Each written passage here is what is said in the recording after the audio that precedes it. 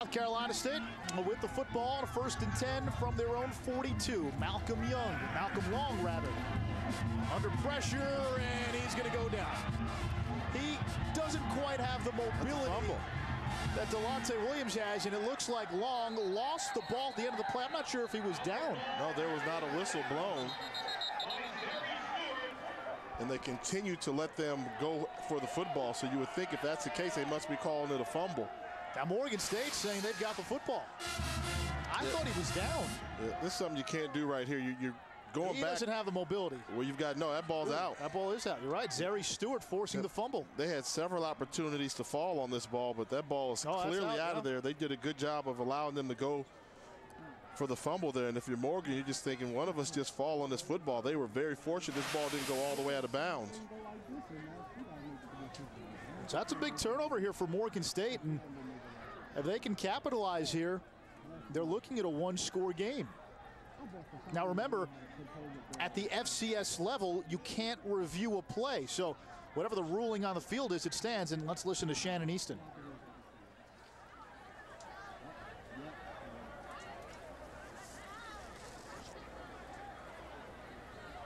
Inadvertent whistle on the play. We're going to go to the previous spot and replay. First down.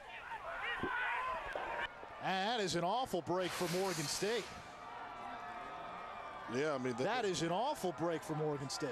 You know, especially if they recovered this football in bounds. You know, the ball was there. I thought they were discussing whether or not the Morgan defender picked it up while it was in bounds. It's very close to that sideline. He got possession of that inbounds. That should clearly be Morgan football.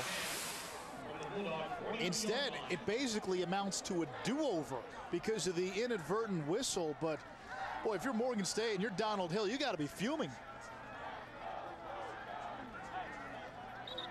Now, I thought, wasn't there a rule change that said an inadvertent whistle can be overturned, replaying it down, or wherever the defense would get it? In this case, I mean, this would be something where you're talking about a play right now that can easily swing the momentum of the game. I mean, now you've got 1st and 10 South Carolina State. Instead, you were looking at Morgan State close to field goal range. And what gets me is if you're saying it's an inadvertent whistle, then you're basically acknowledging that you shouldn't have blown the whistle.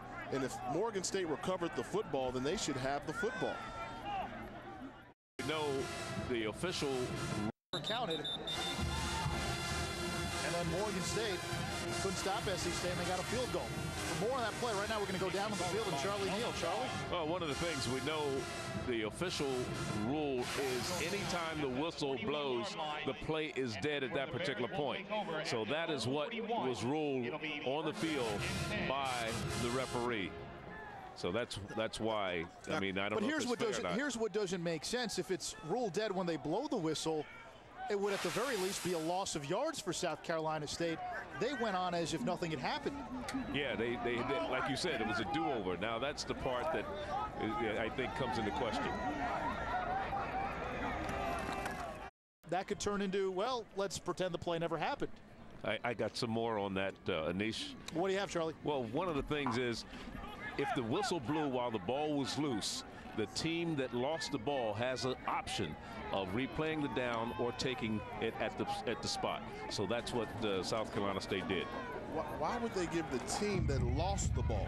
Well, they didn't lose it because the ball was still loose. It wasn't recovered. I should say the team that had possession, the team that last had possession. I shouldn't say the team that lost the ball, because the inadvertent whistle never gave either team possession. So it goes back to the team that had possession when the play started. Now, correct me, am I just making this up, or wasn't there a rule change that allowed for the inadvertent whistle to not penalize the defense? Because normally inadvertent whistle penalizes defense, sometimes offense. If it's a clear-cut situation where there was a recovery, like we had one in the Hampton game last week, in that situation where there's a clear-cut recovery. That play looked pretty clear-cut, though. Well, it wasn't, because the whistle blew while the ball was still loose and nobody had possession. That's the difference. We didn't hear any whistles there when we listened to the replay. They all came well after the play. And my thinking is, if the official blew the whistle quickly and then realized he shouldn't have, and the defense recovered. See, that's why they're telling teams now, defense, play out until you get stopped. And if you get